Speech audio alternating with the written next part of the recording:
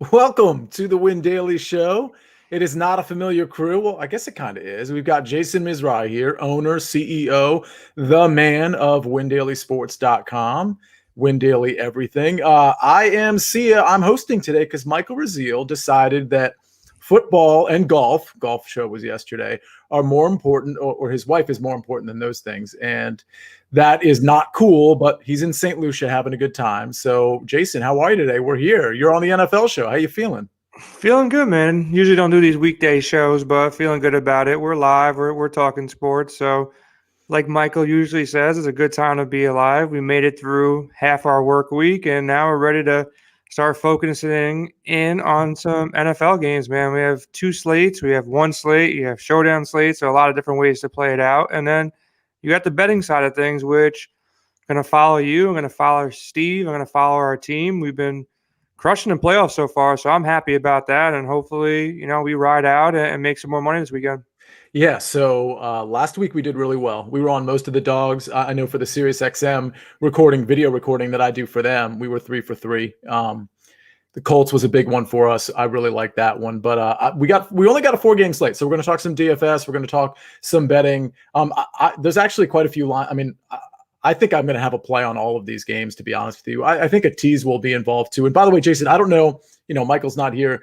If you tweet this out or something like that, so I can retweet. I don't know if you have that capability, but I don't think I do. So, but listen, Jason, let's get started with the first game. So 4:35 Eastern Standard Time, we've got the Los Angeles Rams against the Green Bay Packers. Over under a 45.5. Green Bay's favored by 6.5. Now, we know the Rams have some guys that are, kind of banged up here. Cooper Kupp, I think he's, all these guys are going to be active, right? Even if Cooper Kupp was super injured, they'd probably list him as active because, they're going to want the Packers to scheme for him and game plan for him. I think he's going to play some snaps, but I don't think he's going to play a full complement of snaps. But outside of that, we have Aaron Donald. Donald says he's feeling healthy. So it looks like we have the full roster. I mean, we know it's going to be Cam Akers' season at running back, and that's a smart DFS play, just like it was last week. But just from a line standpoint, Jason, what are you liking here? Again, it's Green Bay favored by 6.5 and an over under of 45.5. It's already dropped. Like, it was the last time I looked at it. I think we did a show on Sunday, and even when I was looking at it earlier this week with John on Philly Fox Sports Radio, it was over 7. It was 7.5, 7. Depending on the book. Now it's down to 6.5. That makes me lean more on the Packers. I think Cooper Kupp, if he's going to play, he's not a speedster. He's not a burner.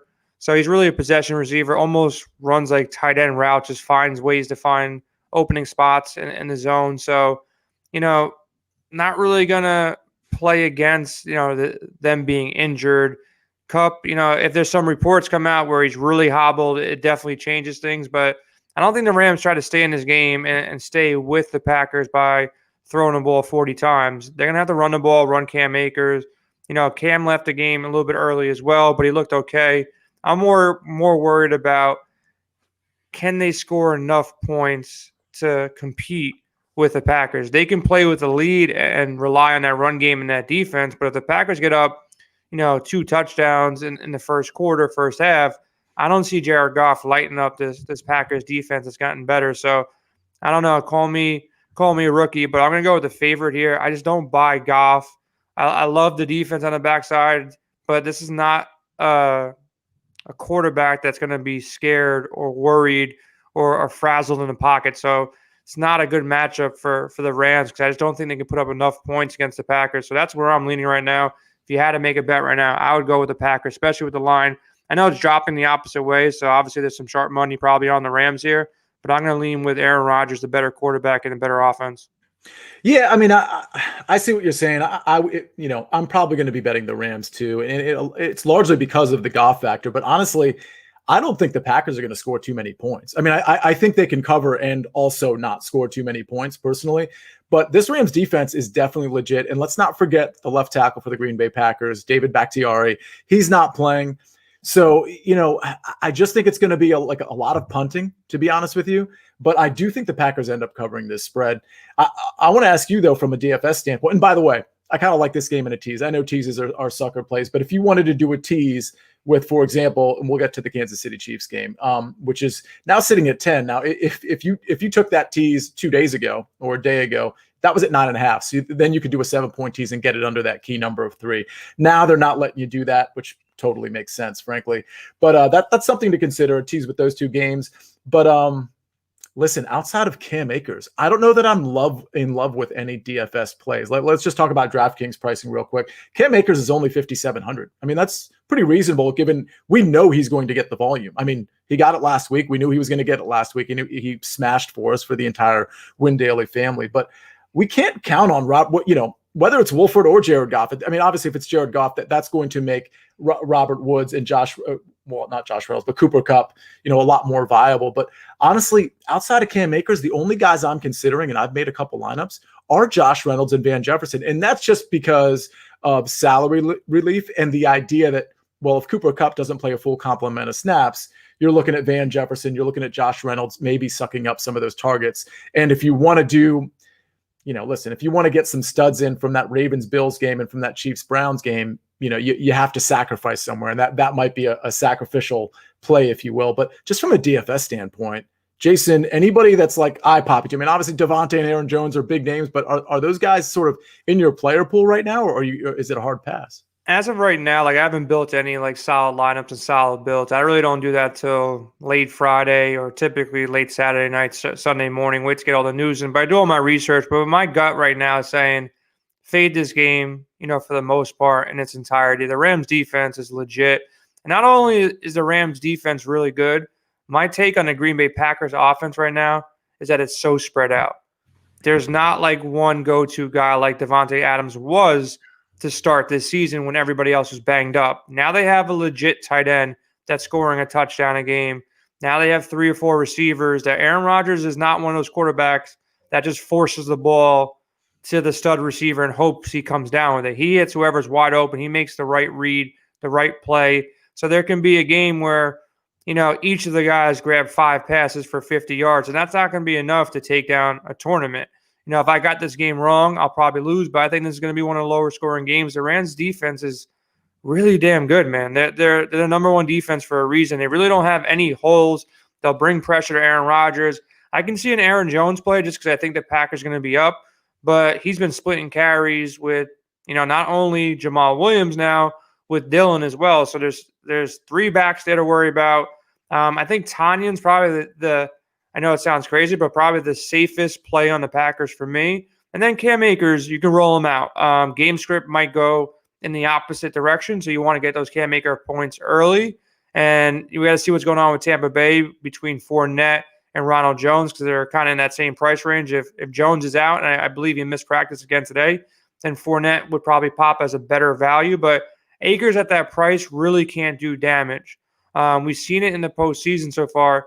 You just want to avoid the goose eggs. You want to avoid the Gronkowski 0 or the John Brown 0 or the running back that's in a timeshare.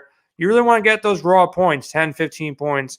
Look, if a Pittsburgh-Cleveland game happens again, that's an oddity. That's not going to happen most playoff games where it's this eternal shootout that just never ends and there's points everywhere and quarterbacks are throwing the ball 68 times. But this is probably the game that I'm going to be fading for the most part.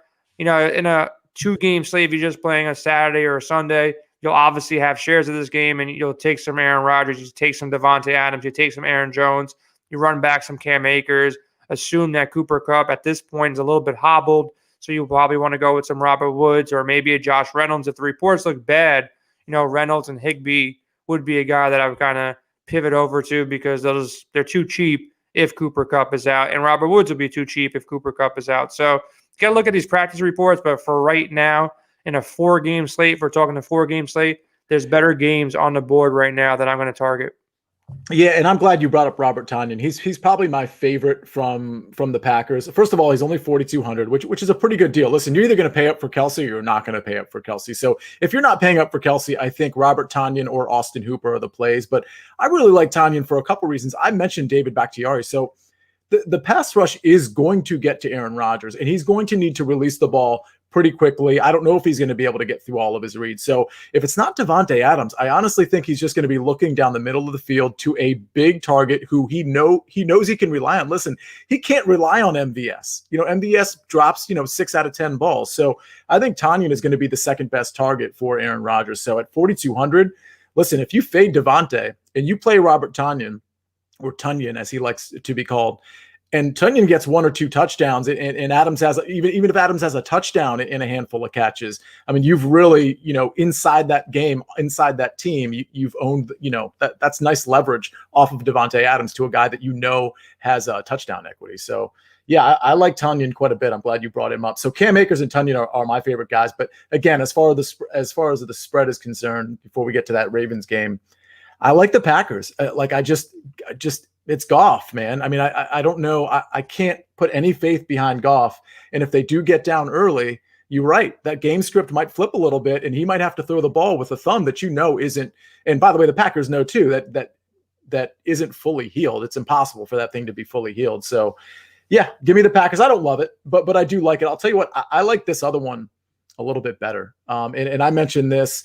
I think the line might have come out while we were on Sirius, Jason, on Sunday night. We had the late night spot Sunday night when we were live, and I might have mentioned then that I like Baltimore plus 2.5 at the Bills. I just feel like I do think the Bills are a good team, and I understand what's about to come to me, right? It's like, the Josh Allen hate. Not only that, man, it's the Bills. I think are a more complete team. I really do. Outside of the running game, they're a better team. I actually agree that they're a more complete team. And for the record, I think the winner of this game beats the Kansas City Chiefs in the next round and goes to the Super Bowl. And I said that on Sirius as well. I'm going to stand by that. I think these are two really good teams. There's no question that the Bills are more well-rounded, but I just think they're catching the Ravens at the wrong time. Now, Lamar doesn't really look good as a passer still, but he's doing it with his legs. And I think that defense is going to give Josh Allen some problems. They do blitz a lot, but I think more importantly, I think they're going to confuse Josh Allen with their coverages. And, let's not forget, Josh Allen, he's had an amazing season, but he's not like captain experience yet either. So neither is Lamar, but I just think that defense is really going to put it on Josh Allen. Now, this is a 50-point total. So what is that? It's actually, believe it or not, this is the third lowest total out of the 4 games. But so there will be points in this game, but I just think the Ravens are going to produce some turnovers, and I don't think the Bills are going to be able to stop the running game, not just Lamar Jackson, but J.K. Dobbins and Gus Edwards. So that's what I'm looking at there. It's one of those things. I think the line should be pick 'em personally. And so if I'm getting 2.5 points, I'm just going to go ahead and take the Ravens. But I agree with your premise. The more well-rounded team is the Bills. And I assume, Jason, is that the team you're taking, minus 2.5? Yeah, I'm going to tell you, don't place that bet with your sports book or however you wager these days. Place the bet with me. I won't take your money. We'll make a friendly bet. I think the Bills are destined to win a couple games. I'm not sure that they'll beat the Chiefs. The Chiefs are still Superman, the unstoppable team. That offense is just too good. That defense is well-rounded. They're the champions. Someone's really got to deliver a knockout punch to get them out of these playoffs and to defeat them in the Super Bowl if they make it there. But I think Josh Allen, he's gritty. There's no weakness to what he brings to the table right now. He can run the ball when he has to. You saw them stop the Colts, on that 4th down play, and then Allen just took over and just basically ran down and willed himself into a touchdown and took the lead and never really gave it up. That defense, pretty good. The only thing the Bills don't have is a run game. That's the only thing they don't have, which, they're going to have to play 4 quarters with Lamar. To the Ravens' credit, they'd have to run Lamar. It's going to turn into like a college offense. They need to run this guy for 100, 150 yards to win this game because the passing attack is just not there. To rely on Marquise Brown to catch passes and Mark Andrews to fight double teams and get open, there's really no weapons there. They have to go up early. They have to rely on a run game with a lot of Lamar, some extra J.K. Dobbins. I just don't see them. They stopped Tennessee, but there was a path to stop Tennessee, which is just shut down Derrick Henry. There's no path to shut down the Bills because I think they're complete. They can come at you from all angles. They can run the ball if they have to. Josh Allen can run the ball. And then you have, 2 to 3 legit, wide receivers that can find ways to get open. So I think Diggs is going to be a problem for them. I think Josh Allen's going to be a problem. So I think the Bills take this, not fully on it. from like a game stack perspective, and I learned my lesson a little bit with Lamar Jackson. If they do get the lead on the Baltimore side of things, they're going to bleed this clock out with the run game. It's going to slow down the pace dramatically. So if I'm going to stack it, I'm going to stack it from the Josh Allen side. Him and Diggs is the easiest combo. Not sure who I want to run it back if I even if I want to run it back. So it's probably not really game stack material either. Getting these playoff games right, you got to find a game that really shoots out, stays tight, and goes over 50, and everybody's passing the ball all 4 quarters. I just don't see it with Lamar coming back unless they take a big lead early, unless they went up 21-7 in the first half, and then they can ride out for another 14 points or 20 points. I don't see this game really shooting out. So from DFS, a little bit of Allen. I'll have some shares of Lamar Jackson. I'll have more Josh Allen than Lamar Jackson. And from a betting perspective, I'll lean on the Bills. So one thing I do want to say from a betting standpoint, then I have some DFS comments too. Well, first of all, listen, the Indianapolis Colts, okay, so they have a good running game, a great running game. They have a solid defense. They don't have much of a passing attack. I mean, they have it, but it's not anything that anyone's super intimidated by. I mean, Phillip Rivers, right? So does that sound familiar to you? Because the Colts probably, I wouldn't want to say they should have beaten the Bills, but they very easily could have beaten the Bills. And I think the team makeup and the makeup of the roster that the Colts have is actually quite similar to what the Baltimore Ravens have. Yes, Phillip Rivers might have them in the arm department, I guess, in terms of accuracy. I mean, that throw that Lamar Jackson had to Boykin last week was like laughably bad. I'm pretty sure, Jason, you and I could have gotten it there closer to the sideline than Lamar Jackson did. But my point is, the Ravens are a very similar team than the Indianapolis Colts. And we saw that the Bills very well could have lost that game last week. So as well-rounded as we think they are, there are definitely holes. And you brought up one of the big ones. If you can't run the ball, you turn into the Pittsburgh Steelers, and that can be a really big problem when the defense knows you can't run the ball. And by the way, the line's 2.5. They're just begging you to take the favorite, right? It's not 3. It's not 3.5. It's 2.5. They want you to put your money on the Bills. At least that's as far as I see it right now. We'll see if that line shifts. But from a DFS standpoint, I did want to bring up Devin Singletary. I wanted to ask you about him because, listen, Tywan Jones isn't getting in this game. Antonio Williams isn't getting in this game. Zach Moss is out of this game. It seems to me that 4,500 on DraftKings, that Devin Singletary is like kind of an easy play to make because he will get some dump offs and he will get almost all of the carries. And he's not a terrible running back. So at 4,500, doesn't he seem like a pretty smart play? I think he's pretty smart for cash. I think he's an awesome cash game. If you're playing your 50-50s and your double ups, there's no way I don't see him getting, 8 to 10 points. And, for the most part, hitting value at 4,500. The upside might not be there enough. Like I said, if Ronald Jones is out and Fournette is at 4,900 and you want to go with, one more expensive running back like a Kamara type or an Aaron Jones type, and then run, one cheaper guy, and you're not running a 3 running back set, I probably have Fournette slightly above if Ronald Jones is out. Now, if Ronald Jones is in, it becomes a tighter situation. Baltimore, we saw what they did to Derrick Henry. Not to say that they're going to stack the box against Devin Singletary, but they can shut down the run game, and I think you got to beat them through the air more likely than not, and that's where you're going to go to, Josh Allen and Diggs, on DraftKings. Beasley's definitely in play again. I don't know what to do with John Brown, but Singletary at that price, he makes a lot of sense. Like, he can't burn you. Definitely a great cash game play, and if he falls into the end zone one time, and who's to say that he can't fall in twice, he'll smash value. So I think it's a great play. People will be on him, like sharp people will be on him. I wouldn't stack him per se with Josh Allen. If you're fading this game and you think it's going to be more, lopsided, not really a shootout, and the Bills get up, Singletary at 4,500 is a really cheap price because we've seen, a lot of these games are played tighter, except for that Pittsburgh-Cleveland game where no real running back had like a monster day. Kamara had a good game, not great. Derrick Henry had a terrible game. Chubb, pretty good game. Obviously, he was in that shootout game, but Dobbins, nothing special. So to get value at 4,500 to pay up for some wide receivers, it's definitely a sharp play.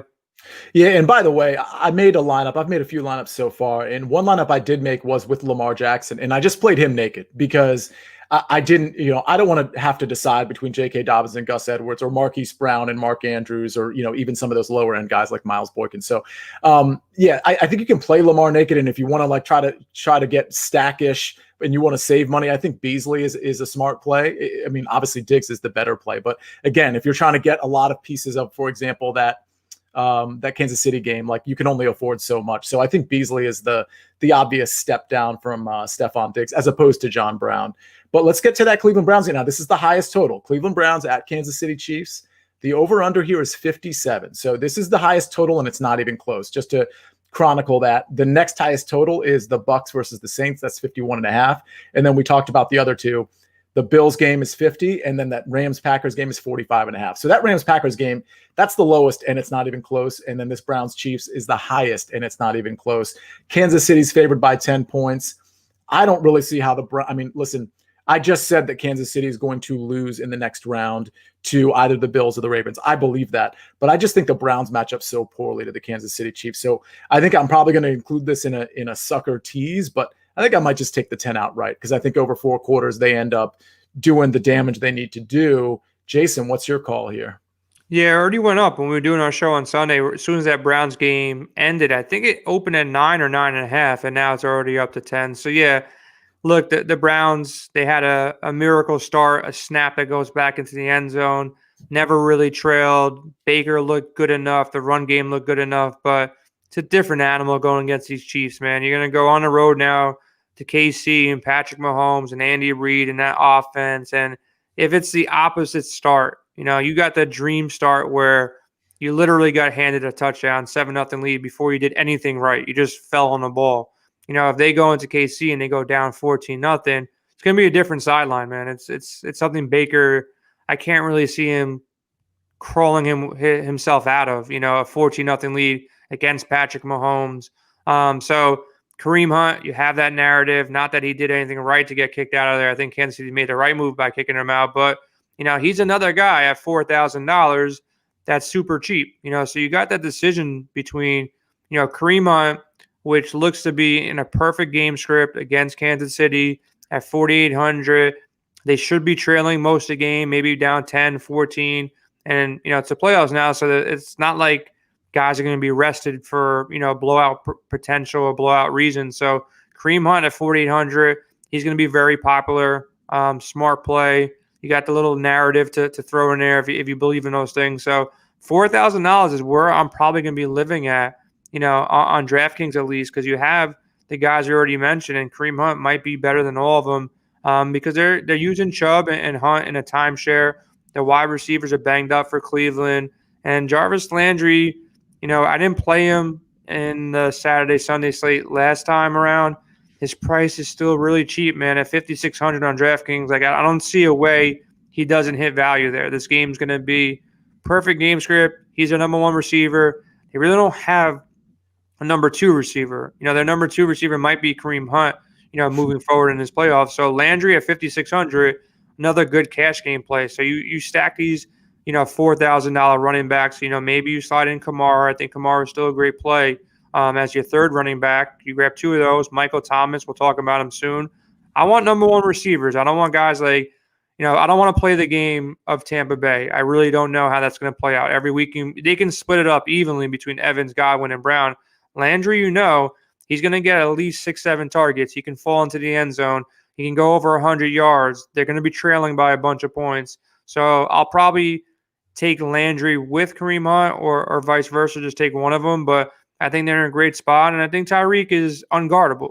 I think Tyreek's the guy you want to pay up for over Devontae Adams, over Stephon Diggs.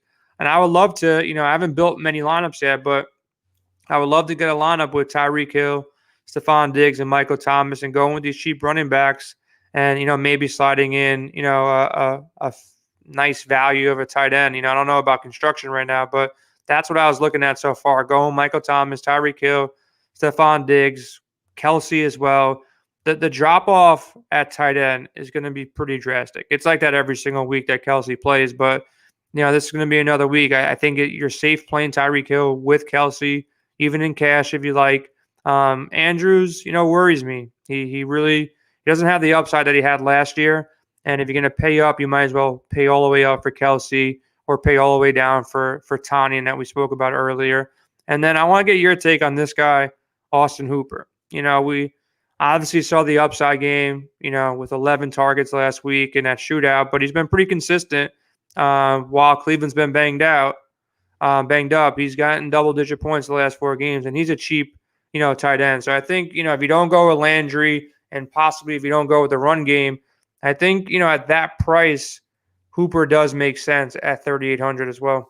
Yeah, he might be the safest. Well, from a value standpoint, he might be the safest guy on the board, because if you're not paying up literally double the price for Travis Kelce, as much as I like Tanyan, he doesn't get as many targets as Hooper. So if he doesn't get in the end zone, he doesn't necessarily justify getting in your lineup. Well, Austin Hooper is going to get the catches and the targets. So if he falls in the end zone too, or catches one in the end zone, that's even better. So at 3,800, I love the value. By the way, there's no way you're getting all 4 of those guys in your lineups. Trust me, I tried. All 4 more guys? Tell me how. You said Travis Kelce, Stephon Diggs, Michael Thomas, and Tyreek Hill. Oh, I think you can.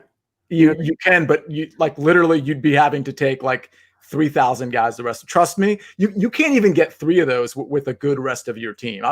I'm looking forward to you trying that, because I actually tried to get Kelce and Hill in a lineup. It's tough, man. It's really tough sledding. I think as far as just you gotta go with Baker Mayfield or Goff, and you can do it. It's actually, it's super tough. It's really tough. I mean, honestly, from a receiver standpoint, I think you got to pick 2 top flight receivers, like a Tyreek Hill and a Stephon Diggs, and then try to build around that, if that's the strategy you want to do. Because even getting that 3rd receiver in there, whether it's Devontae or Michael Thomas, it just makes it you can't do anything else with your lineup. So, listen, we'll try all those things out. I figured it out. I got the lineup. It's good. It's in. Do you already have one? I figured out a way. You can go with Higbee, hoping that if you go with Higbee and the Rams defense with Baker, Singletary, and Hunt, you can get all the rest of the guys in with 0 left. So it's possible. It's probably not optimal, but it's possible. If you go with a double tight end stack, and especially if Cooper Kupp is out, and this lineup does make somewhat sense that you're fading Green Bay, you're going with their defense. The Rams defense. You got Higbee in there at 3,000, and then you got all the guys you want with Baker throwing the ball to hopefully Kareem Hunt, and putting up points. KC running it back with Hill and Kelce. You got Diggs, Thomas, and your boy Singletary that you put me on to. So it works. If you punt running back a little bit more and go with a guy like Gus Edwards, you can probably come off of Baker and go to Breeze, or you can come off the Rams defense. So there's ways to play around with it. Higbee being a nice piece at 3K allows you to do that. Yeah, and I seem to recall the Rams D being a pretty good value from a defense standpoint. Yeah, they did it out last week. If you have to choose between Tyreek Hill and Travis Kelce, knowing who the pivots are, who are you taking? It's a good question. I think the safer play is to come off of Tyreek, because there's other wide receivers that hit that ceiling. Coming off Kelce, I would not want to watch that game. If you go into that game and you got you take any of these tight ends, a Tanyan or Higbee or an Andrews, and they go out there and get 6 points, you're really going to be behind the 8 ball. If you fade Tyreek, which is also going to be scary, don't get me wrong, I don't want to do that either.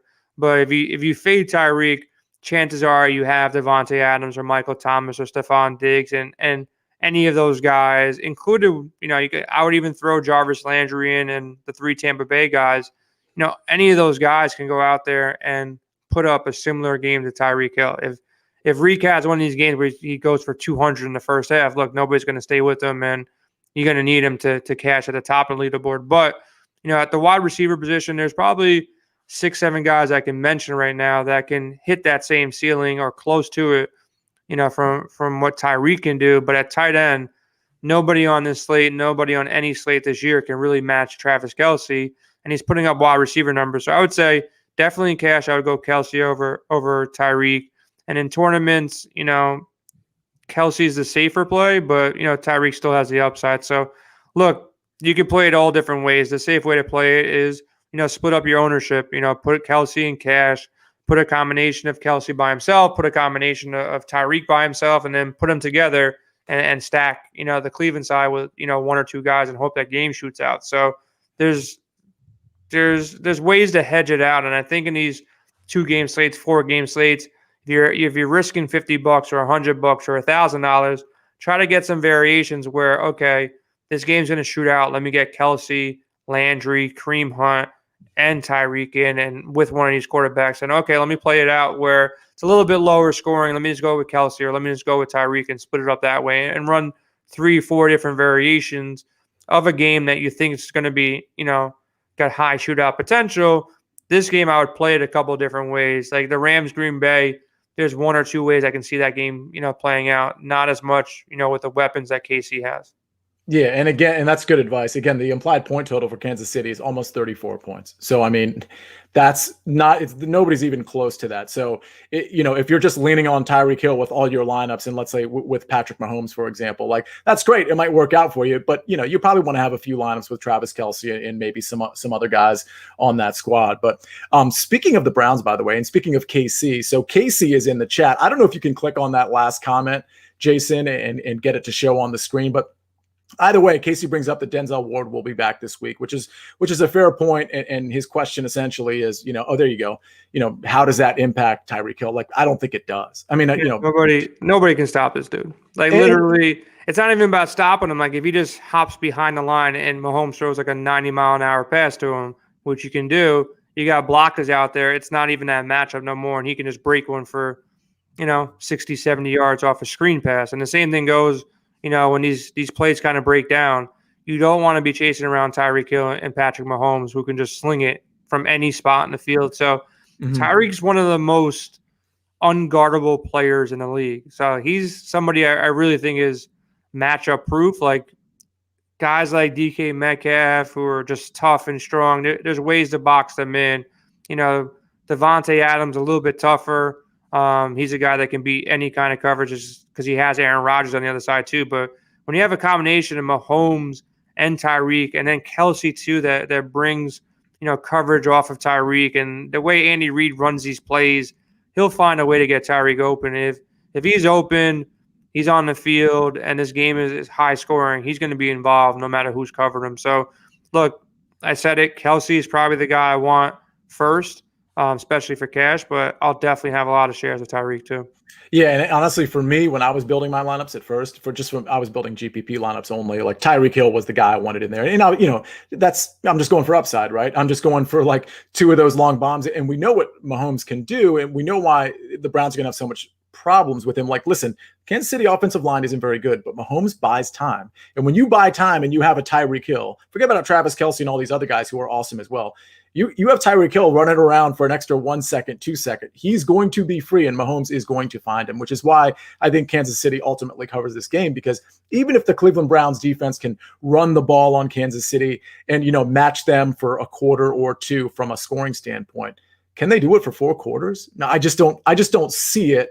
And listen, the Chiefs have laid some eggs before. Remember, Atlanta played them really tough, and Atlanta probably should have beat them. I think it was week 17 or week 16. So there are times where Kansas City wilts, but coming off a bye, Andy Reid, they got all these weapons. And you're right. The Cleveland Browns were kind of gifted the first quarter of that game. They might get smacked early, and they're just not going to know what to do, especially because it's not a playoff ready team, if we're being honest, just from an experience standpoint. Yeah, one quick thing, just want to point out there, earlier we talked about the Rams. Cooper Kupp didn't practice today, on Wednesday, so we got to monitor that. That kind of changes things.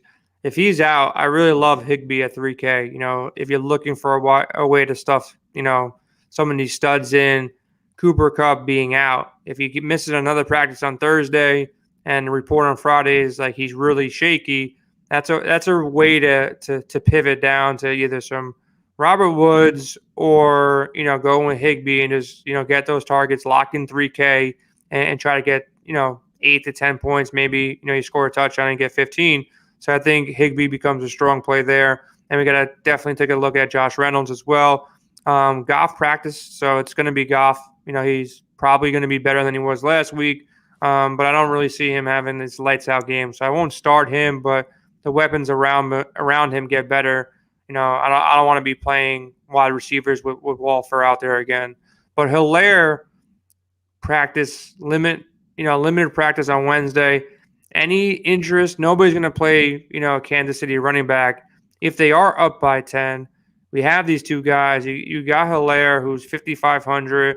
What's your thoughts about, potentially for GPPs throwing out Hilaire if he, gets designated as a starter and, 75% of the snaps? Let's assume that he's not going to get a full workload coming back, but 75% of snaps.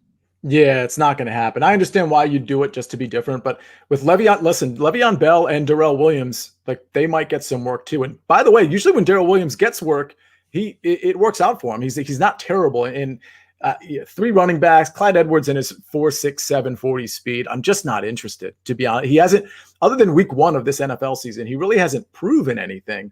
And again, behind a shaky offensive line, I really think they're going to lean on Patrick Mahomes more than anything. But to your point, late in the game or second half, if they're up double digits, yeah, it could be CEH, but it also could be a little bit too much of Le'Veon and Williams. And that's why I'm just like, I'm going to be out on that. Yeah, so. I think GPP is only like if you're making like 30, 40 lineups, you maybe squeeze, one Le'Veon Bell share. And then if good practice reports are coming out, maybe CEH, like 5% of your lineups. Throw them in a player pool. I wouldn't take them out with a 10-point spread right now and trusting Vegas a little bit. They're going to pull back the offense a little bit. 10 points could be 20 points on paper, so it could really be the Browns down 20 late in the third quarter. And they're not going to put Mahomes out there to get him, in any kind of situation that he gets hurt. Same thing with Tyreek and Kelsey. So they'll lean on either Hilaire or Le'Veon Bell. So it is a high spread.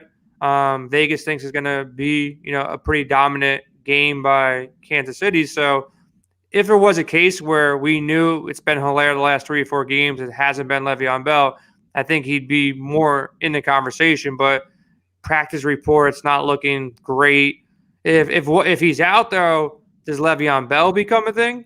Because he's still limited in practice. He hasn't played in a couple of weeks. So if he's out, would you want to play some Le'Veon Bell shares?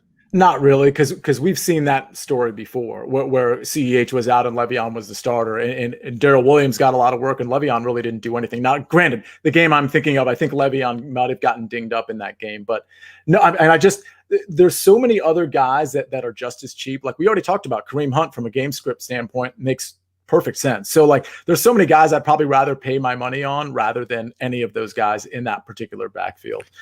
So Jason, with that, we got 1 game left before we get out of here. It's Tampa Bay. It's Tampa Bay at the Saints. Not that home field, matters too much, but the Saints absolutely destroyed Tampa this year. So that's something to keep in mind. And by the way, it kind of surprises me that the Saints are only favored by 3, given the history of these teams this particular year. So maybe I'm falling into a trap, Jason, but I just think the Saints are so much more buttoned up. I'm not a Bruce Arians guy. And as much as, Brady's, one of the best, I could argue that maybe he's not the best, but that's a conversation for a different time. It looks like he's going to have his full complement of receivers, not so much his running backs necessarily, but the Saints dismantled this team. And I think this is more of for me, this is just as much a play on Sean Payton versus Bruce Arians as it is, Drew Brees versus Tom Brady or the Saints versus the Buccaneers. But again, I'm a little worried I'm falling into a trap here at the Saints -3. What's your take here?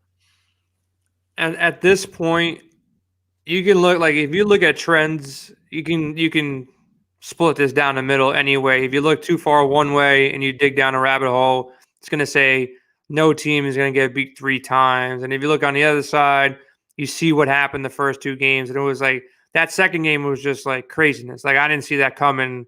They got obliterated. I think it was 38-3, whatever the case may be. I was shocked. I thought the Bucs, with all the weapons coming into that game, I'm like, they're gonna beat them. After losing the first game, they're gonna come back and beat them. But it's the Brady effect, man. Like I don't see a way that Brady loses this game. So I couldn't look. I feel like I'm in the same position you are. Like I don't feel confident betting on Breeze and the Saints. I don't feel confident betting on Brady and the Bucs. This would be a stay away spot. Just enjoy it as a fan.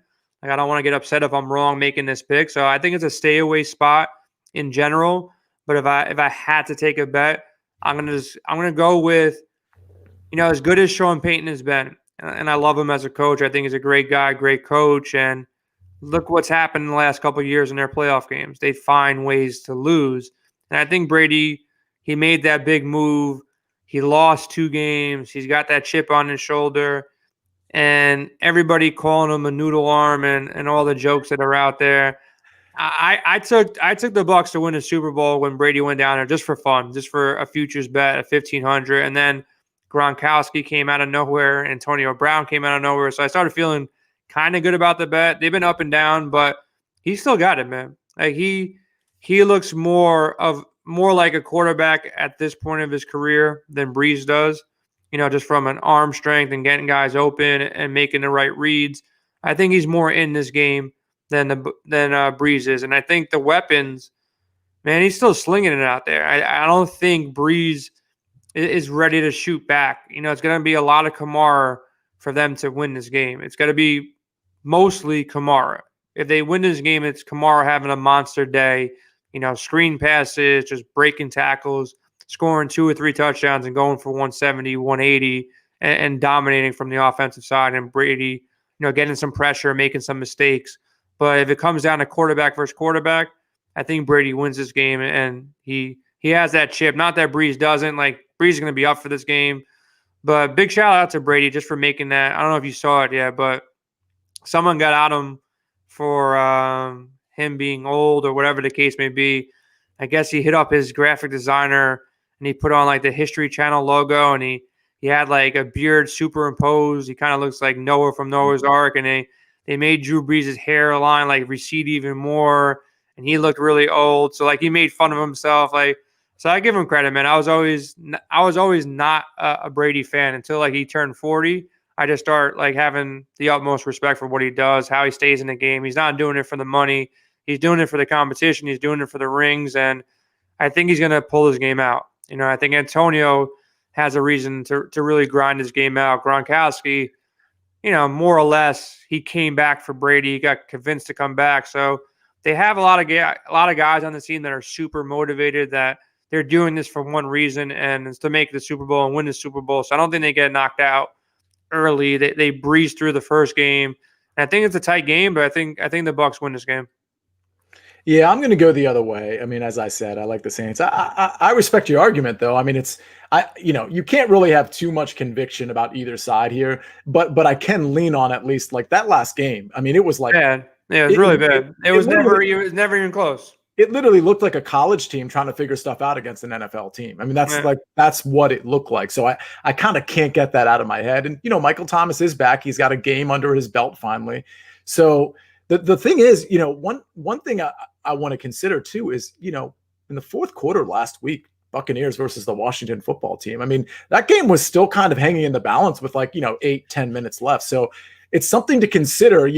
I'm picturing the Saints watching this game and seeing Taylor. Now, granted, Taylor Heineke is more like Taysom Hill than he is Drew Brees. And I think Tampa had some huge issues with that because I don't think they expected him to move quite that much. So they don't have to worry about that. But he also was throwing the ball down the field quite well, too. And I just can't get the image out of my head of Drew Brees looking at his TV, with whoever he's with. Maybe he's, on a Zoom call with Sean Payton. They're watching it together. And it's like, oh, man, if Taylor's doing this, what am I going to get to do next week? And so again, I'm thinking the opposite. I'm thinking if Sean Payton's seeing this, I need some more Taysom Hill in my life right now. Yeah. I want to get Taysom Hill running down the sidelines and reaching for the end zone. And pretty fun fact, man, FanDuel, I know, they slid Taysom Hill to the running back position for this week just to make people get cute and throw him in at the running back. He's 5,100 on FanDuel at the running back spot. So that makes it interesting, to some extent. He's going to get some touches around the goal line.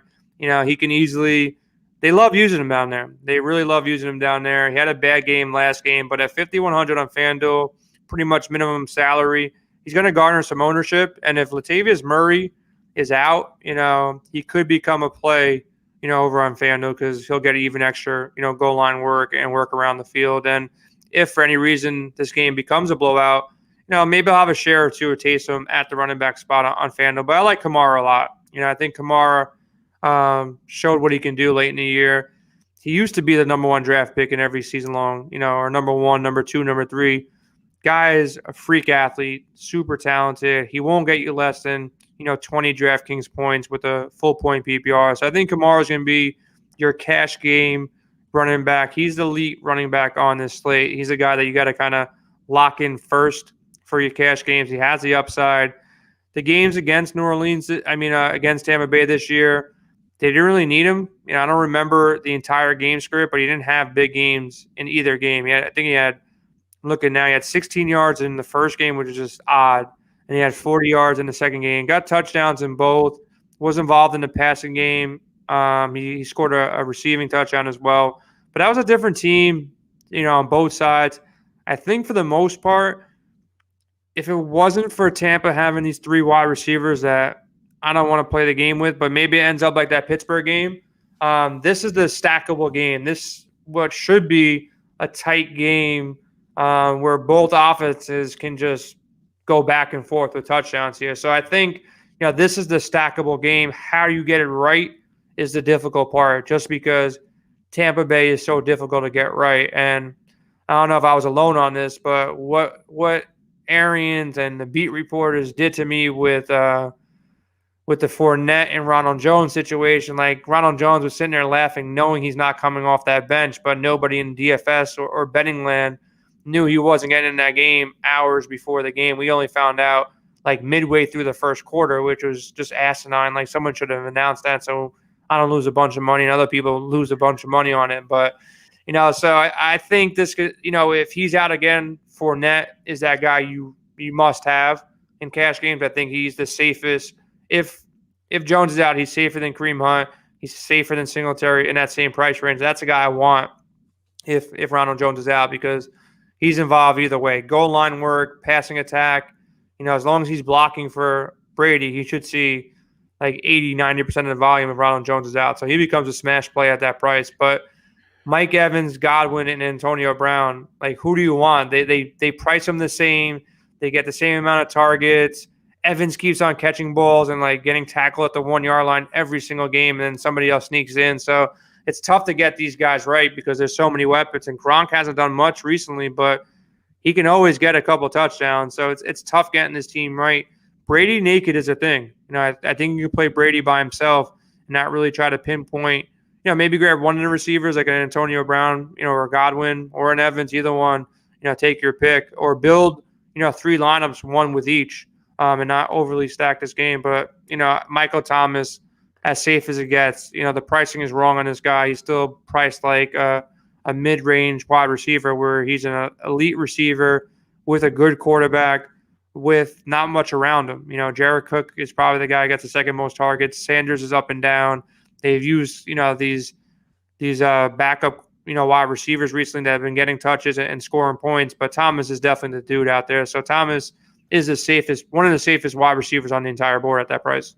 Yeah, and by the way, Deontay Harris, I believe, had a ton. Yeah, he had a monster game. Yeah, so that's at 3,500. If you want to take it, you're chasing points at that point, but he's 3,500. So if you need to jam somebody in, maybe that's the guy. And by the way, so these games are obviously Saturday and Sunday, and so one thing to consider, especially on DraftKings, is late swap. So if you're not sure about the injury reports with respect to Ronald Jones or Mike Evans or even Antonio Brown, but you want to jam some of these guys in your lineup for the full 4-game slate, go ahead and do it, because you are going to have the opportunity to late swap. You're going to have the opportunity to see all the news. I know, Jason, we're on SiriusXM Fantasy Sports Radio at 10 o'clock Eastern Standard Time on Saturday night.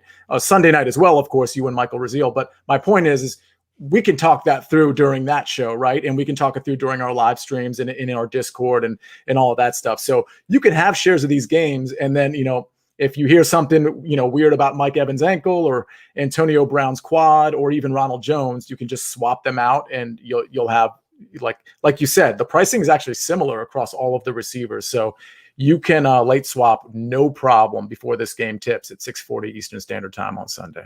Yeah, 100%. And definitely just, stage your lineup right, where the guys that you have late or in your flex spot, so you're able to make those pivots. And, just on that point, if you're in a position where you're trailing, you have a couple guys that are just in a bad spot, early on Saturday, and it didn't work out for you, go ahead and take some chances then. Don't go ahead and play Michael Thomas.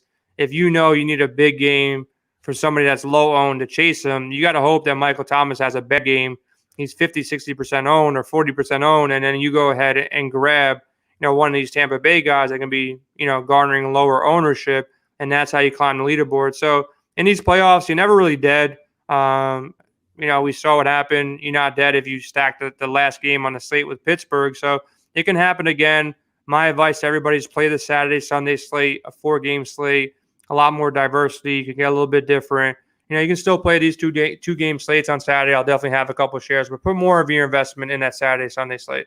Yeah, totally agree. So, Jason, that's it. We covered way more DFS than I thought we would, which is actually good prep for our Saturday show and your Sunday show on Fantasy Sports Radio. So I know they can find you at Jason Mizrahi, but any parting words with regard to the playoffs, Jason? Parting words, I'm going to win these 2 bets off you, man. I'm taking the Bills. I'm taking the Bucks. You can have the Saints, and you can have your Ravens. I know you're high on Lamar Jackson and this Ravens offense, so I'm going to go the other side, man. We'll make a friendly bet. Maybe loser has to send the other person some DoorDash for the Super Bowl. So, that's a fun bet. Let's do that. It just came in my head. So if we split, then we split. But if not, loser has to send over a nice meal, like maybe, whatever the other person wants in their area. I'm in New York. Maybe I'll get, something simple, maybe a thing of wings or whatever the case may be. I'll send you some food if you win. And then if I win, you can send me some food. How's that sound? So this is against the spread, of course. So I got the Ravens plus 2.5 and the Saints -3. Fine. Do it. Right. I mean, okay. All right. Well, what's the tiebreaker? That's a good question. We'll come up with that later on. That's a really good question. I don't know. Yeah, because we're only picking 2 games, so we got to figure out a good tiebreaker. Do you want to pick a third game for a tiebreaker, or I know we're actually? Well, we're both on the Chiefs, I think, and we're both probably on the Packers. We could go DFS, like pick a DFS guy from a particular game and who's going to outscore who, for example. Like, for example, the Chiefs game, who's your favorite? Oh, Kelsey versus Tyreek Hill. You want to take Kelsey? I'll take Tyreek Hill as a tiebreaker only. How about Josh Allen versus Lamar Jackson? Ooh, that is a good one. Damn, you trapped me. Because I don't want to take that, but it's too good. Or you want to go Brady Breeze? Brady Breeze. No. Let's get this decided on Saturday night. Let's go Lamar, Josh Allen. I actually like that. I think Josh is going to have 2 turnovers, and that's why Lamar Jackson is going to eclipse him ultimately in DFS. I'll take Lamar. So you can get it over with. So if you win, so technically we kind of have 3 bets now. So if we tie, then it's going to come down to, all right, cool, let's do it. Josh Allen versus Lamar Jackson. DraftKings points or FanDuel points? Does it make a difference? Let's do DraftKings. Yeah, there you go. All right, man, we got a bet, man. All right, so either enjoy sending you some food or enjoy eating some food paid by you. Either way, it's a win-win. So let's do it. That's right. You can find you at Jason Mizrahi at Win Daily Sports on SiriusXM Radio. You can find me at the same places, other than that at Jason Mizrahi part, because you can find me at Sia Najad or on Instagram at Sia Najad Sports. And we'll be with you all weekend. You'll see our faces. You'll hear us on the radio, and we're looking forward to it. So thanks for joining us on the Win Daily Show Sports.